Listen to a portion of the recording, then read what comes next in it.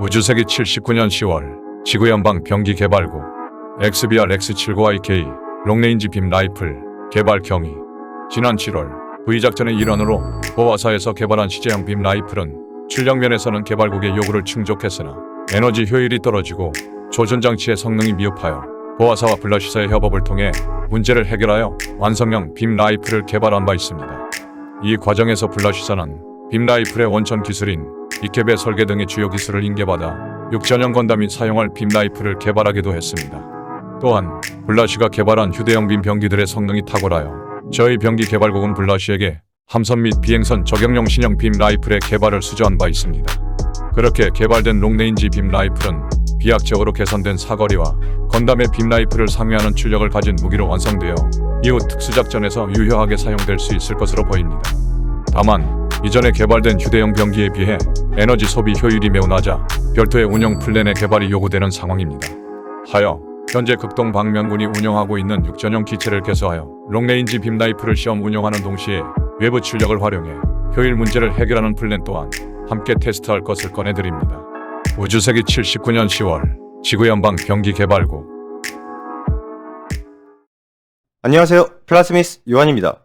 이번 영상의 주인공은 08소대 최후반부에 등장해 아프사라스와 케르게렌을 요격하는 임무를 수행했던 짐 스나이퍼입니다. 겉보기에는 육전형 짐과 똑같은데 전체적으로 초록색 컬러로 색이 바뀌었고, 육전형 짐이 사용하는 장면은 나온 적이 없었던 롱레인지 빔 라이플을 사용한다는 특징이 있죠. 육전형 짐을 살짝 개수하고 무기 하나를 들려줬을 뿐이지만 아프사라스의 광역 공격에 썰려나가는 육전형 짐과는 달리 짐 스나이퍼는 케르게렌을 요격해 폭파시키고 아프사라스의 제대로 된 공격을 먹이는 등 꽤 많은 화력을 보여주었는데요. 자, 그래서 오늘은 이 짐 스나이퍼에 대해 이야기해 보았습니다. 그리고 함께 준비한 건프라는 1999년 발매된 구판 제품이 되겠는데요. 짐 스나이퍼는 하이그레이드 UC 한정판과 마스터그레이드 제품으로 발매된 적이 있긴 하지만 08소대를 다루면서 구판 제품을 한 번 정도는 보여드리는 것이 좋겠다 싶어서 오래된 제품을 사용해 보았습니다. 자, 그럼 오늘의 건프라썰 짐 스나이퍼 편 본격적으로 시작합니다.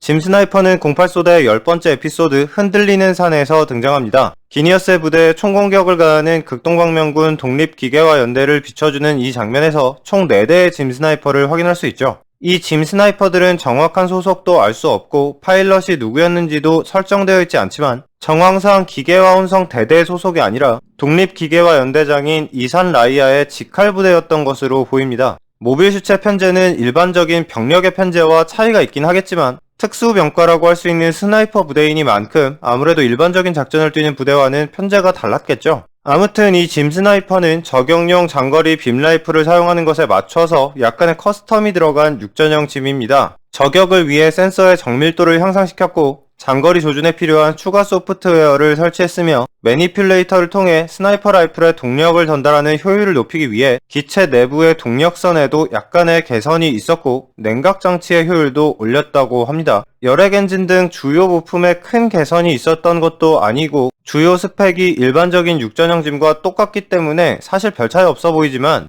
육전형 건담이 아무렇지도 않게 사용하는 빔 라이플을 육전형 짐이 사용하는 것에는 제한사항이 있었다는 설정이 있기 때문에 그것보다 출력이 훨씬 큰 롱레인지 빔 라이플을 사용할 수 있는 걸 보면 이 짐 스나이퍼의 몇 가지 개선점이 꽤나 효율이 좋았던 것 같습니다. 뭐 그렇다고는 해도 어쨌든 짐 스나이퍼는 육전형 짐과 같은 기체라고 볼 수 있고 롱레인지 빔 라이플을 사용한다는 점을 빼면 성능상 큰 차이는 없죠. 그러니까 사실 이 기체는 짐 쪽이 아니라 이 롱레인지 빔 라이플이 본체인 거나 다름이 없습니다. 자, 저격용 장비로 설계된 이 장비의 정식 명칭은 블라시 XBR-X-79YK 롱레인지 빔 라이플입니다. 이름에서 이 총의 개발사가 블라시라는 걸 알 수 있는데 육전형 건담이 사용하는 빔 라이플의 개발사도 블라시였죠. 사실상 총이 본체라고 할 수 있는 기체를 다루고 있는 만큼 오늘은 지구연방 병기 개발 기업들에 대해서도 한번 짚고 넘어가 보도록 하겠습니다. 1년 전쟁 시점 지구연방 모빌 슈츠가 휴대할 수 있는 무기를 개발하는 기업은 크게 3군데가 있었습니다. 일단 제 영상에서 이미 몇 번 언급된 적이 있었던 야시마 중공업이 있겠고 방금 전에 말씀드린 블라시 그리고 보아라는 기업이 있는데요. 섬광의 하사웨이의 주인공인 하사웨이 노아의 어머니이자 여러 작품에서 건담 파일럿들의 함장 역할을 맡은 브라이트 노아의 아내이며 79년작 기동전사 건담에서는 화이트베이스의 조타수를 맡았던 미라이 야시마가 야시마 집안의 딸이죠. 참고로 디오리진에서 야시마의 회장은 미라이의 아버지로 나오지만 정사 설정에서 야시마 중공업의 회장은 미라이의 할아버지입니다. 아무래도 주요 등장인물인 미라이와 관련이 있는 기업이기 때문에 야시마는 연방계 방산기업 중에서는 설정이 비교적 자세하게 되어 있는 편인데요. 야시마 중공업은 일본에 본사를 두고 스페이스 글라이더와 전함, 우주기지 건설까지 다방면의 기술을 가진 기업이었습니다. 제 영상에서 다뤘던 무기 중에서는 육전형 건담이 사용하는 기관총과 180mm 캐논이 이 야시마 중공업의 제품이었죠. 이것만 보면 야시마는 휴대용 실탄병기나 만드는 기업처럼 보이지만 1년 전쟁 초반부 지구연방의 주력 함선이었던 마젤란급이 바로 야시마 중공업에서 만든 물건이고 2차 네오지연 항쟁 이후에는 미노프스키 크래프트를 소형화하는 데 성공하기도 했기 때문에 야시마 중공업은 무시할 수 없는 기술력을 가지고 있는 기업입니다. 이후 마프티 동란에서 하사웨이가 사용한 크시 건담은 에너하임 제품이긴 했지만 그 기체의 원천 기술인 미노프스키 플라이트가 미라이의 가문이 운영하는 회사의 기술이라는 걸 생각하면 서마사는 참 여러모로 비극적인 이야기네요. 자, 아무튼 다음으로 이야기해볼 기업은 보아입니다. 보아는 1년 전쟁 당시 지구연방으로부터 퍼스트 건담이 사용할 휴대용 빔 라이플의 개발을 수주받았던 기업입니다. 그래서 완성된 것이 프로토타입 건담이 사용하는 시제형 빔 라이플이었죠. 모빌 슈츠 본체의 제너레이터에서 생산된 전력을 E캡이라고 불리는 일종의 보조 배터리에 충전해서 빈병기에 사용할 수 있도록 만든 이 화기는 지구연방이 요구했던 메가입자포급 화력을 가진 휴대용 병기로 완성되긴 했지만 이 시제품은 예상보다 소비 전력이 훨씬 높았고 그렇기 때문에 안정적인 운영이 어려운 무기였습니다. 이 문제를 해결하기 위한 방법 중 하나로 보아는 출력을 낮춘 시제품을 하나 더 개발하게 되었는데 이것이 나중에 짐이 사용하게 되는 빔 스프레이건이죠. 자, 그러나 한쪽은 성능은 좋은데 에너지 소비 효율이 엉망이고 한쪽은 효율은 좋은데 성능이 떨어진다는 이 이지선다에 지구연방은 만족하지 않았고 보아와 마찬가지로 지구연방계 방산기업이자 건담이 사용할 하이퍼바주카를 개발하고 있었던 블라쉬에게 보아와 협업해서 빔 라이플을 개발하라는 명령이 내려왔죠. 자, 그리고 보아와 블라쉬 이 두 회사의 협업과 타킴에서 개발한 신형 제너레이터 NC7 덕에 퍼스트 건담의 무기들 중에서 가장 파격적인 성능을 자랑하는 빔 라이플이 완성되었죠. 그리고 이 과정에서 시제형 빔 라이플과 빔 스프레이건의 설계를 획득한 블라쉬는 이 빔 라이플을 토대로 여러가지 휴대용 빔병기를 개발하게 되었습니다. 대표적인 것이 육전형 건담이 사용하는 빔 라이플인데 이건 총몸은 건담 거고 조준 장치는 짐 거가 붙어있는 무기죠. 그리고 블라쉬는 성능은 좋지만 효율이 나빠서 폐기되었던 프로토타입 건담의 시제형 빔 라이플의 특징을 더욱 강화한 듯한 무기를 개발하게 되는데요. 그것이 바로 짐 스나이퍼가 사용하는 롱레인지 빔 라이플입니다. 화력과 사거리가 엄청나게 개선되었으나 퍼스트 건담이 사용하는 완성형 빔 라이플이 완전 충전 시 12발에서 15발을 발사할 수 있는 것과 달리 롱레인지 빔 라이플은 완전히 충전해도 발사할 수 있는 횟수가 고작 2발이었죠. 그래서 이 무기를 휴대용으로 사용할 경우 2발을 발사한 다음 E캡을 충전할 시간이 2분 이상 필요했습니다. 물론 이런 무기를 2분 만에 충전한다는 건 엄청난 기술이긴 합니다만 긴박한 전장에서 2분이나 사격불능 상태가 되는 건 좀 곤란하죠. 자, 그래서 이 롱레인지 빔 라이플은 휴대용 화기로 사용하는 방법 외에 한 가지 사용법이 더 있습니다. 모빌 슈츠의 제너레이터를 사용하지 않고 총을 외부 전력에 직접 연결해서 사용하는 방법인데요. 08소대 애니메이션에서는 케르게렌을 요격하는 짐 스나이퍼의 라이플이 육상 전함인 빅트레이급에 연결되어 있는 모습이 나왔었죠. 이런 식으로 외부 전력을 사용하면 롱레인지 빔 라이플의 효율 문제가 개선되기 때문에 발사 횟수 제한이 늘어나는 것은 물론이고 긴 시간 동안 빔을 조사해서 목표물을 완전히 파괴하는 것도 가능합니다. 다만 이렇게 사용하면 총기는 물론이고 본체인 육전형 짐의 공회전으로 인한 과부하가 발생하기 때문에 외부 전력뿐 아니라 추가 냉각 시스템까지 함께 연결해 주어야 했죠. 그래서 결과적으로 외부 전력을 연결한 경우 짐 스나이퍼는 모빌 슈츠라기보다는 고정 포대 역할을 하게 되긴 하지만 애니메이션에 나온 짐 스나이퍼의 화력을 생각하면 짐 스나이퍼는 특수작전에 전략적으로 활용도가 높은 기체임이 틀림없다고 볼 수 있겠죠. 자, 한편 스나이퍼라는 이름이 붙어있는 짐들은 이거 말고도 몇 가지가 더 있습니다. 이 중에서 유명한 것들만 뽑아보자면 이 영상에서 다루고 있는 짐 스나이퍼와 MSV였다가 제타 건담에 등장했던 짐 스나이퍼 커스텀, 그리고 주머니 속의 전쟁 등의 외전 작품에 등장하는 짐 스나이퍼 2가 있죠. 이 기체들에 대한 자세한 이야기는 나중에 따로 영상을 만들어서 다루게 되겠지만 일단 얘네들은 이름은 비슷한데 개발 계통상 서로 동떨어진 기체들이라는 게 특이하고, 알고 보면 기체의 이름과는 달리 딱히 스나이퍼 임무에 특화된 기체들이라기보다 전체적으로 스펙이 높은 기체라는 특징을 공유합니다. 앞에서 말씀드렸다시피 일단 짐 스나이퍼는 약간의 개선을 한 육전형 짐에다가 블라시가 개발한 롱레인지 빔 라이플을 쥐어준 것 뿐이죠. 육전형 짐 편에서 말씀드렸던 것처럼 짐의 양산 전에 생산된 이 기체는 짐과는 달리 장갑에 건다리움을 사용하는 등 지상전을 기준으로 하면 일반 짐보다 훨씬 좋은 퍼포먼스를 보여줄 수 있는 기체였습니다. 다음으로 짐 스나이퍼 커스텀은 약간 모자라는 짐의 성능을 개선한 기체로 고출력 스러스터와 고성능의 냉각 장치가 추가되어 고속 기동이 가능한 만능 유닛입니다. 설정된 전원 출력으로만 따지면 건담이랑 비슷한 수준인 고성능 기체죠. 물론 보아에서 개발한 스나이퍼 라이플 L3 모델을 표준 무장으로 장비하기 때문에 스나이퍼라는 명칭이 붙어있긴 하지만 이 기체가 이걸 들고 다니게 된 것은 얘가 저격용으로 개발되어서 라기보다는 기체가 워낙 고성능이기 때문에 출력이 높은 빈병기를 활용하는 게 가능했기 때문이라고 보는 것이 옳겠죠. 또 주머니 속의 전쟁에 나오는 짐 스나이퍼 2는 짐 커맨드를 베이스로 짐 스나이퍼 커스텀의 개발 개념을 이어받은 기체이고 1년 전쟁 당시 지구연방군 양산형 기체 중 가장 뛰어난 스펙을 가진 기체입니다. 일부 부품에 건다리움을 사용해 장갑을 강화했고 스러스터를 증설했으며 특히 중력하에서 강력한 점프 성능을 자랑했죠. 또한 헤드바이저에는 레이저 센서와 강력한 줌기능을 탑재한 카메라, 그리고 이미지 안정기가 내장되어 전에 없이 정밀한 장거리 조준 능력도 갖추고 있습니다. 그렇기 때문에 이 기체는 장거리용으로 개발된 빔 라이플뿐 아니라 실탄병기를 활용한 저격 임무까지 수행할 수 있었는데요. 롱레인지 빔 라이플의 경우에는 짐 스나이퍼가 사용하는 블라시제를 사용할 수 있고 실탄 저격총으로는 프란츠의 75mm 롱레인지 라이플을 사용할 수 있는데요. 장전 방식이 볼트 액션식이기 때문에 연사력이 현저히 떨어진다는 단점이 있었지만 빔과는 달리 우주 공간에서 태양풍 등의 자기력에 영향을 받지 않았기 때문에 초장거리에서 적의 함선을 저격하는 임무에 아주 적합한 무기였죠.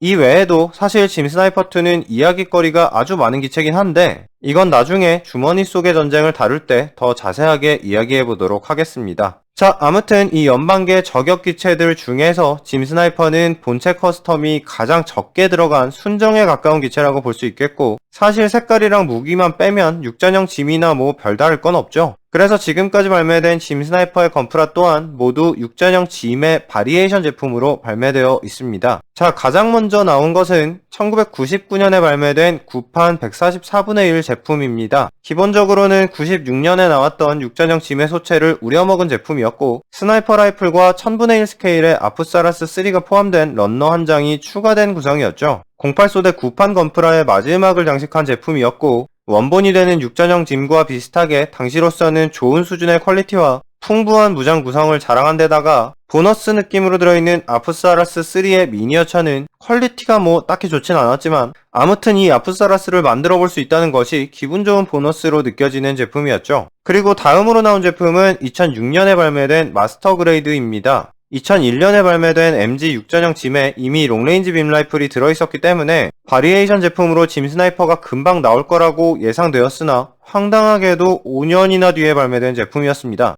다만 색깔만 바꿔서 그대로 나온 건 아니었고요. 가격이 비싸진 대신 추가 옵션 부품들이 들어있었습니다. 원통형으로 나온 외부 제네레이터와 전용 백팩, 디스플레이에 활용할 수 있는 동력선, 그리고 메쉬 소재의 위장막이 들어있었죠. 참고로 이 MG 제품에 들어있는 전용 백팩은 애니메이션에 나온 건 아니었고 이 제품이 발매되면서 설정이 추가된 것입니다. 롱레인지 빔 라이플을 휴대용으로 장비했을 때 발사 횟수를 개선할 수 있다고 하네요. 아무튼 원본인 MG 육전형 짐도 꽤 괜찮게 나온 제품이었고 거기에 추가 옵션이 들어있는 제품이기 때문에 구성으로 봤을 때는 아주 좋은 제품입니다. 다만 작품의 분위기에 비해 사출색이 좀 가벼운 초록색으로 나와 있어서 사출색 부분에서 호불호가 좀 갈릴 수 있는 제품이라고 생각이 되네요. 마지막으로 출시된 제품은 2017년에 클럽제 한정판으로 나온 하이그레이드 UC 제품입니다. 같은 해 출시된 하이그레이드 UC 육전형 짐의 부품을 그대로 사용했고 추가 부품이 들어있는 구성이죠. 같은 스케일의 9판에는 비할 바 없는 좋은 퀄리티로 나와준 데다가 사출색도 괜찮게 뽑혀 나왔습니다. 다만 마스터 그레이드에 비하면 구성품이 좀 아쉬운 데다가 무엇보다 한정판으로 나왔다는 게 좀 섭섭한 제품이죠. 한정 발매할 거였으면 MG에 들어있던 모든 옵션까지는 아니더라도 적어도 외부 제네레이터와 동력선 정도는 넣어줘서 애니메이션에 나온 장면을 재현할 수 있게 해줬어야 한다고 생각합니다.